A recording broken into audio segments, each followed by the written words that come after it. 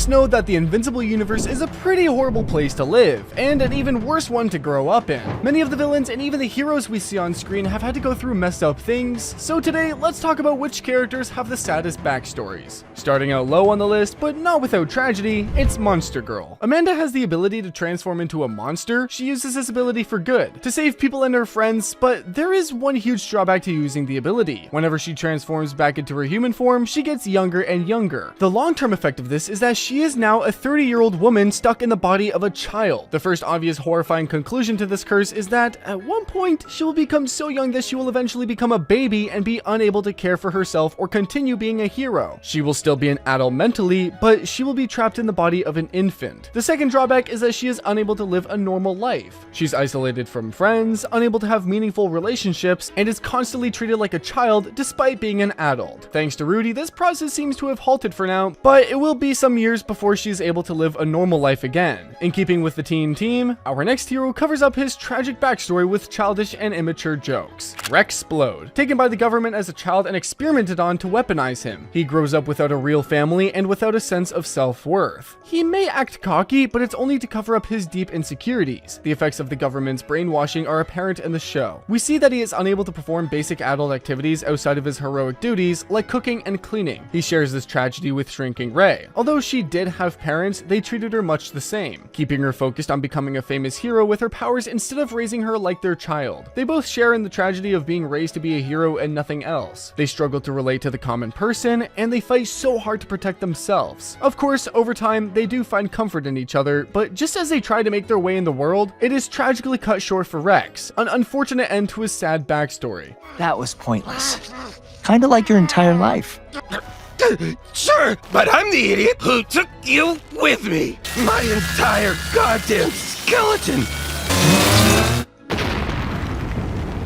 Which brings us to another younger hero who has a responsibility that he is not ready for dropped on him. Nightboy, or the new Darkwing, depending on how you look at it. Essentially, the Robin to Batman. Nightboy was around the same age as Mark Grayson when he found out his mentor and hero figure had died at the hands of Omni-Man, brutally smashed against the floor in a surprise attack against the Guardians of the Globe. Nightboy went a little crazy with his new role. He took up the mantle of Darkwing, and in Midnight City, a place that is suspended in perpetual night and infested with criminals, he becomes a dark reflection of what Darkwing was meant to be. He kills any and all criminals he comes across. Still grieving the death of his mentor, he starts talking to himself, believing he is justified in killing others. This is made worse by the fact that it is Mark himself who finds Darkwing and brings him in, from the loss of a parental figure to the loss of an entire species. It's of course Alan the Alien. Born as a member of the Unopan species, they were nearly completely wiped out by the Viltrumites. He was experimented on at a young age to be made stronger. Despite being good-hearted and determined, he's repeatedly injured and nearly killed trying to stop the Viltrumites. He's one of the few surviving members of his species and feels the weight of the Planetary Alliance as one of its strongest members. Growing up, never knowing his mother or father, he shares a similar backstory to Rex and Ray, except on a more galactic scale. The good-hearted Unopan is one of the last lines of defense in a galaxy ravaged by the Viltrumites. Speaking of the Viltrumites, they are the primary antagonists of the series. They are not without their own tragedy that shapes them. While they claim to be a perfect society, that could not be further from the truth. They are a military regime where might makes right. Through slaughtering each other until only the strongest members survive, they force themselves to be the mightiest race in the entire universe. Their strict ruling forbids weakness in any form, stunting them emotionally as a species. Their relationships would have to be out of practicality rather than love or emotion. Their friendships would likely be shallow and poorly maintained. All of that on top of the fact that surviving members are forced to conquer other planets and kill millions in their quest to become the mightiest empire in the universe. They see other races as inferior and squash anyone who gets in their way. The greatest tragedy, of course, is the fact that they were also brainwashed in their way that they can't even see the harm it causes them. We get just a very brief break from one of the more deranged members of the Viltrumites in Season 3, when, during his rampage, he opens himself to Mark, seemingly genuine in being so lonely. He's an outcast for being too close to the ideal that his people strive for, and it makes him even crazier in the end. That, on top of the fact that most of the Viltrumite race has been wiped out by a deadly plague. Only 50 Viltrumites remain in the universe. Now, a race desperate Desperate to uphold the illusion of a grand empire, forbidden to take partners from inferior species so their numbers cannot grow again, the fear of inbreeding becomes too great to be ignored from the Empire of the Galaxy to the government of Earth. Of course, we have to cover Cecil Stedman. The director of the GDA is a master manipulator. While not a traditional villain, his methods include cloning, cybernetic resurrection, and manipulation of the mark. They are all ethically questionable. Cecil wasn't always the kind of person who believed the ends justified the means. Once just as proud as Mark was in the sense of justice and right and wrong. We get a deeper look into the man Cecil used to be in Season 3. His skin is burned off his body while he attempts to stop two crazed villains from unleashing the gas on innocent people.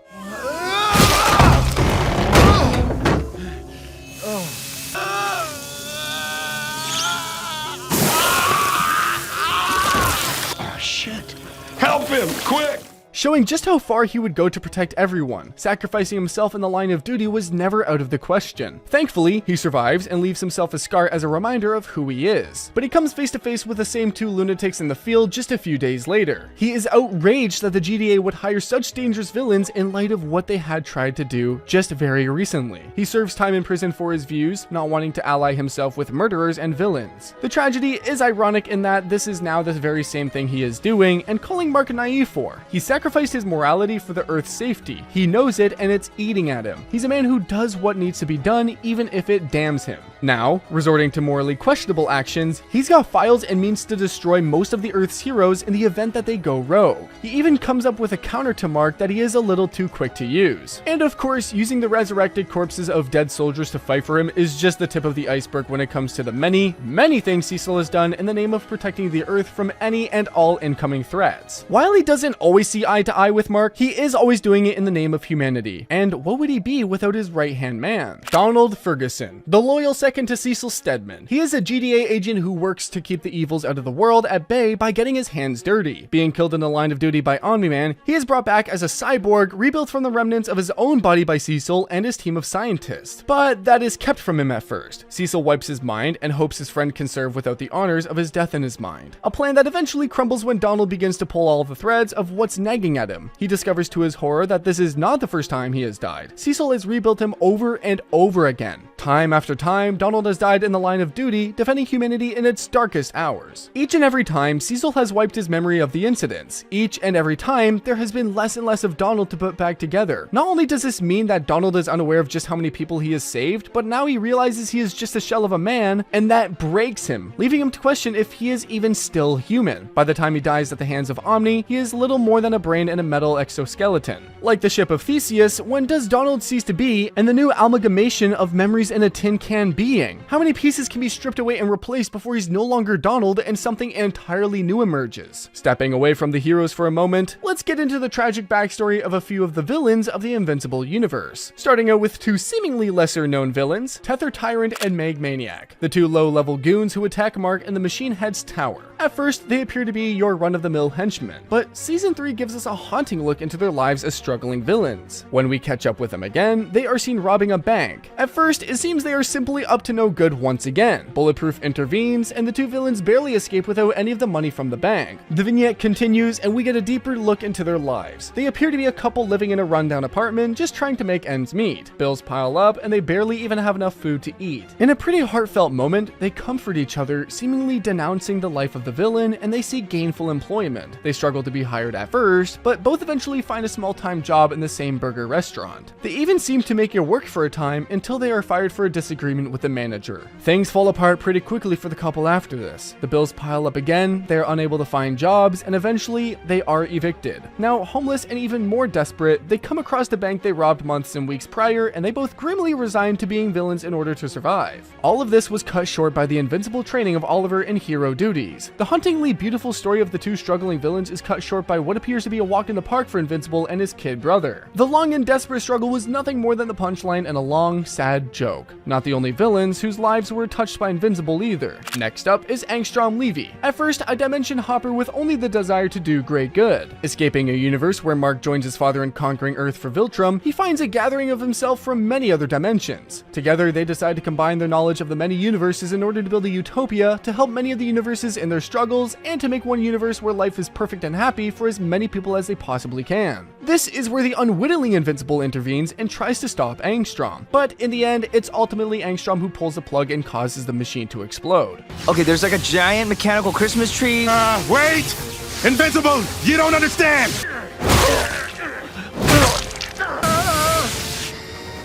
Stop! There's too much power!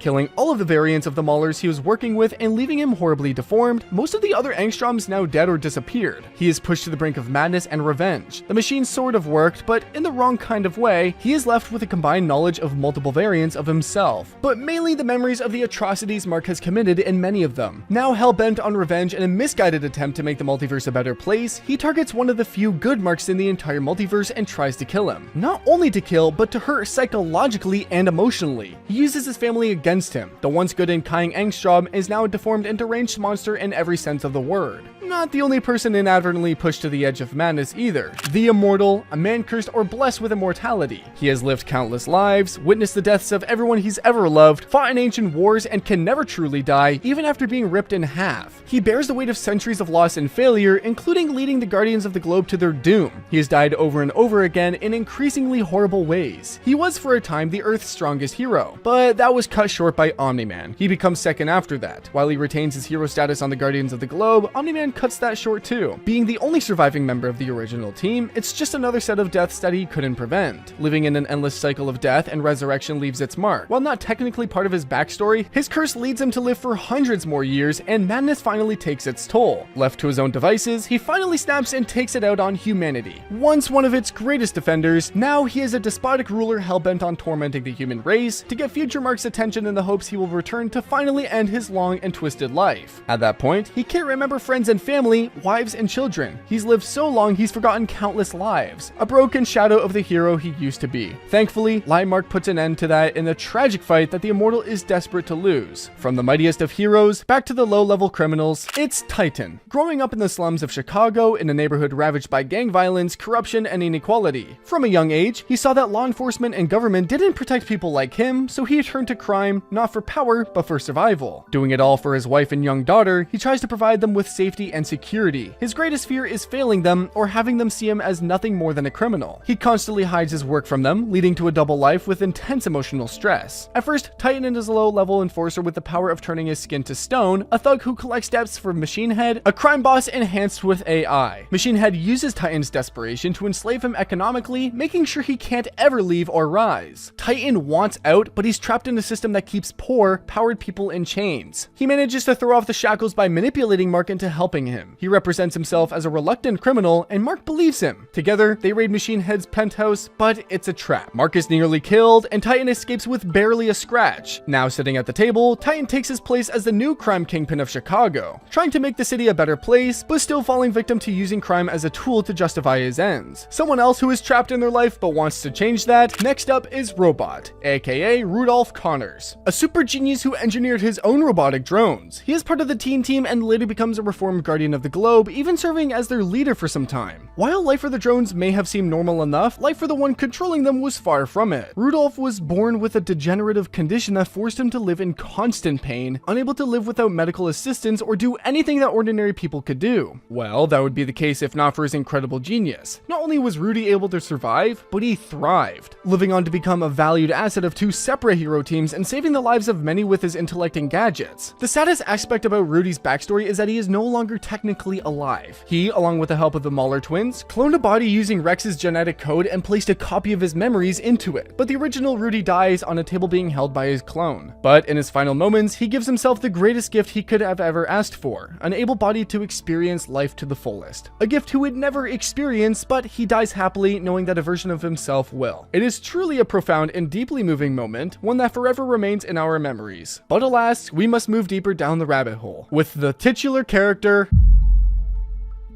Mark Grayson was born into what appeared to be a happy, functional family, a loving mother and a cheerful and dedicated father, and life appeared to be pretty good for the young man. His father, being one of the greatest superheroes the Earth had ever seen, didn't seem to go to his head. But this unfortunately is where the happy family facade ends. Mark has absolutely no idea that his entire life is a lie, and it comes to a head in the most horrifically brutal way possible. Just as his hero career begins, his father drops the absolute bombshell on him that he and his son are conquerors, part of a fastest warrior race who colonize other planets in the name of their people, referring to his mother as a pet, punching him into a mountain and slamming him through a train of people. These are all acts that solidify Mark Grayson's staunch stance on defending the human race. Even if it all happens at the end of the first season, it's still very much his backstory. The real horror of it all is that it's in contrast to how happy his childhood seemed. It was, for the most part, completely normal, with good parents and happy memories. All that was destroyed in an instant. He had everything he ever knew challenged, but came out the better for it. Obviously, Debbie and Omni-Man's backstories tie in here as well. A loving mother and wife, referred to as a pet by her husband, was forced to watch him brutally assault their child, and a father, out of his depth, pushed to his very limit by his duty to his people and the newfound emotions he has for his family. But that's just the very tip of the iceberg. Oliver Grayson is the second son of Omni-Man. Born to a struggling Nolan on an alien planet, his mother and entire race will age to the point of death before he is even able to walk. At the same time, he has an incredible memory and is able to recall her. I think because of my Thrax inside, I have like a really good memory. I can remember everything from when I was little. Like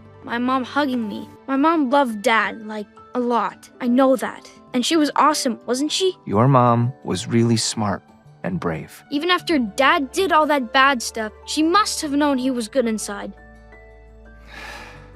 His time with her was still incredibly short. That's not to mention being the second child in a family that has definitely already unraveled. Mark had the luxury of a happy childhood, but Oliver did not. One of the earliest moments of his life is at the Viltrumite scouting party trying to hunt him down and kill him just for being born. That is followed by Mark taking him in and Debbie struggling to reconcile the fact that she is now the carer for the child of her husband who destroyed their family and fled. Oliver in season 3 is still a very young child, advanced beyond his years, sure, but very young. Thanks to his species' rapid aging, he is less than a couple of years old, but he resembles a 13-year-old at least. And in his short life, he has been brutally beaten by countless villains and struggles to come to grips with human morality. Thankfully, he has Debbie and Mark to guide him, but the road so far has been once filled with misery and pain. It's sure to leave one so young disillusioned, maybe a little outwardly violent, which we have seen tragically already played out. He struggles with the concepts of morality and whether it is wrong to take life. There is hope for him yet, but time will tell. We covered the son, but what about the father? This might be a bit of a controversial take, considering all of the absolute heinous things he has done, but there is tragedy in Nolan's backstory if you think about it. If you look closely at his relationship with Mark and the horrors Nolan causes, you can pick apart the deeper tragedy in his backstory. Sure, he has absolutely irredeemable things, but why did he do them? Because he was indoctrinated, he was fed propaganda and manipulated from a young age. It's apparent that Viltrumites are not inherently evil. There is nothing in their biology that makes them that way. That is to say, they aren't just born bad guys. Something has to happen to twist them into being that way. After all, seeing Mark grow up to be an empathetic and caring young man is not something that magically happened. He was raised that way, shown love and care from two, at the time, nurturing and loving parents, something that, thanks to the strict regime of the Viltrum Empire, Nolan never got. From a young age, he was forced to fight for survival and prove he was superior and not weak, lest he be killed for any signs of physical or emotional weaknesses. The Viltrum Empire had such a grip on his views of life that even after spending 18 years on Earth and fathering a child of his own, he still decided to try to subjugate the human race, so deeply blinded by the Viltrum doctrine that he tried to break his son as well as physically and psychologically.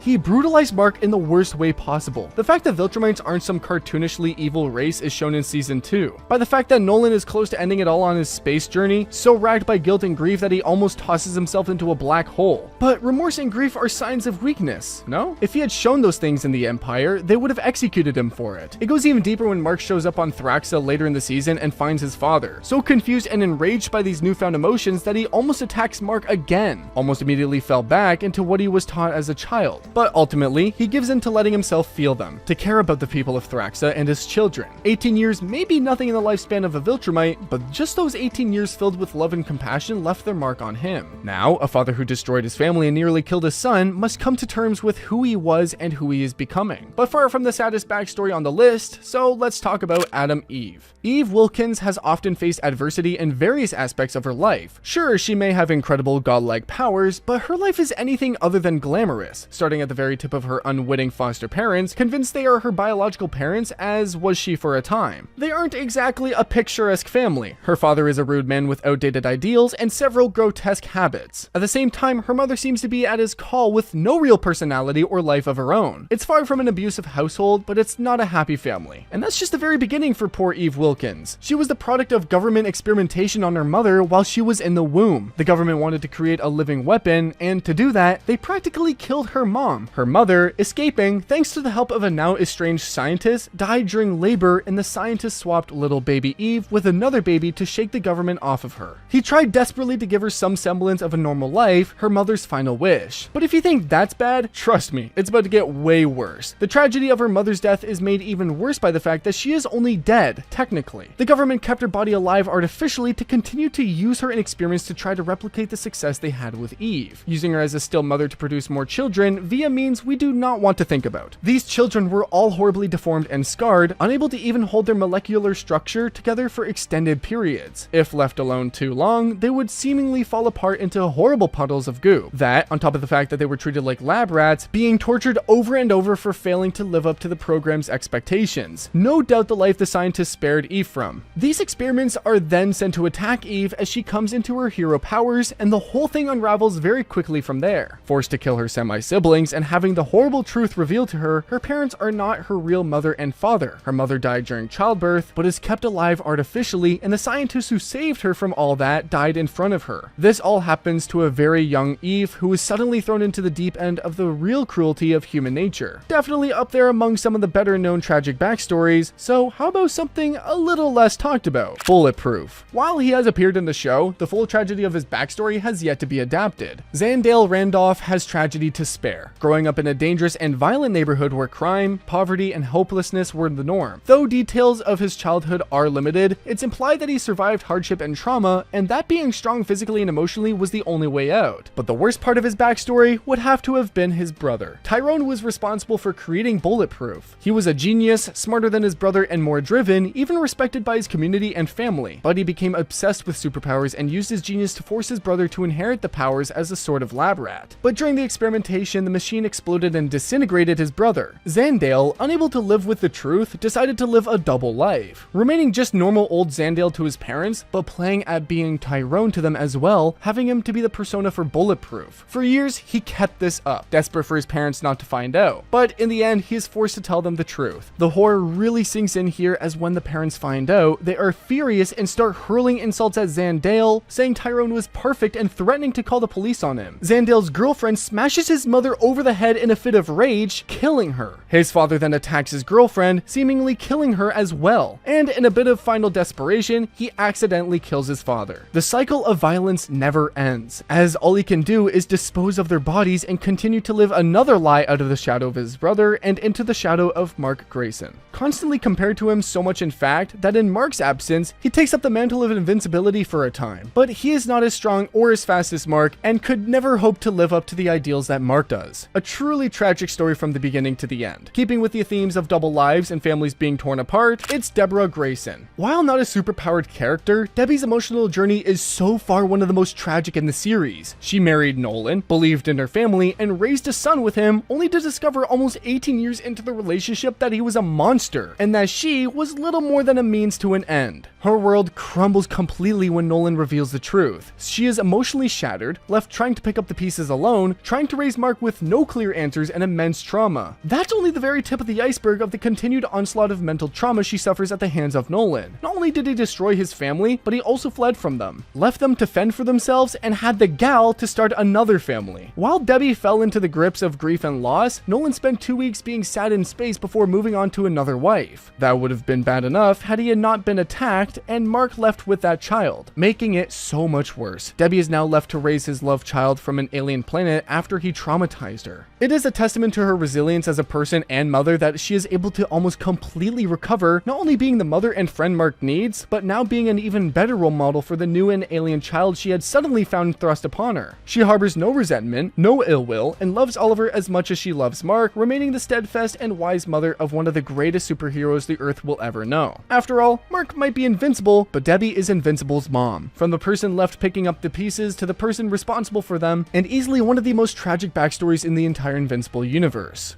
Powerplex, or Scott Duvall, a man grieving the death of his sister and niece in the aftermath of Invincible's battle with Omni-Man in the first season. Thousands are left dead. The consequences of this finally came to bear in the third season. Among the thousands dead, there is Scott Duvall, a scientist working for the GDA. Over time, he becomes disillusioned with the agencies he works for. No one answers for his sister's death, no one is put to trial, and there is no sense of justice for his loss. He swears vengeance on Invincible, permanently fusing himself with GDA technology to boost his powers to take the fight directly to him. At first, just trying to get his attention, not wanting to really hurt anyone, but needing to cause enough of a scene to get Invincible to respond to him directly. Shapesmith mocks him, pushed even further down the rabbit hole by seemingly being laughed at in his grief. Eventually, it all comes to a head when his wife agrees to help him bring Invincible to justice once and for all. A plan that goes so tragically wrong that it can be said to be one of the most harrowing moments in all of Invincible. In a fit of rage during their fight, Powerplex overcharges his ability and incinerates his wife and child.